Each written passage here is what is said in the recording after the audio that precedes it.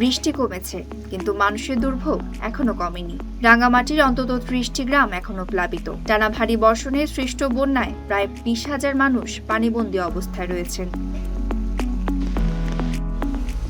বন্যার পানিতে নলকূপ সহ বিভিন্ন পানির উৎস তলিয়ে যাওয়ায় দেখা দিয়েছে বিশুদ্ধ খাবার পানির সংকট।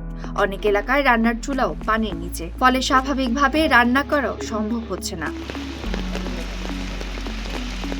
বন্যা কবলিত কয়েকটি এলাকার বাসিন্দাদের অভিযোগ, বন্যা শুরু হওয়ার পরও তারা এখন পর্যন্ত কোনো সরকারি ত্রাণ সহায়তা পাননি। তাদের দাবি, জনপ্রতিনিধিদেরও এখনো এলাকায় দেখা যায়নি। পানি ওঠার ৭২ ঘন্টা অতিক্রম হয়ে গেছে, এখনো পর্যন্ত সরকারি কোনো ত্রাণ এবং কোনো ধরনের সহযোগিতা আসে নাই।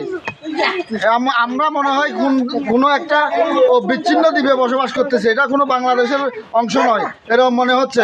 সাধারণ মানুষ যে পরিমাণ কষ্টে আছে এটা বলার বাইরে। খুবই দুঃখজনক, খুবই আক্ষেপ নিয়ে বলতেছি। ভিটামিন ই ও সি সিরাম ৮টি প্রাকৃতিক অয়েল সমৃদ্ধ লিলি সিরাম অয়েল, যা চুল পড়া কমায় মাত্র ৩০ দিনে। আমার ব্যবসা বাণিজ্য সব পানিতে তলায় গেছে। এখন আমার করার কিছু নাই, গরু ছাগল ঘর বাড়ি সবগুলা। এখন আমার মতন চলার মতন কোনো সুযোগ সুবিধা নাই। আমার ৯৫% পানিতে তলায় গেছে। এখনো পর্যন্ত কোনো আমাদের সাহায্য সহযোগিতা আসে নাই এই এলাকার মধ্যে।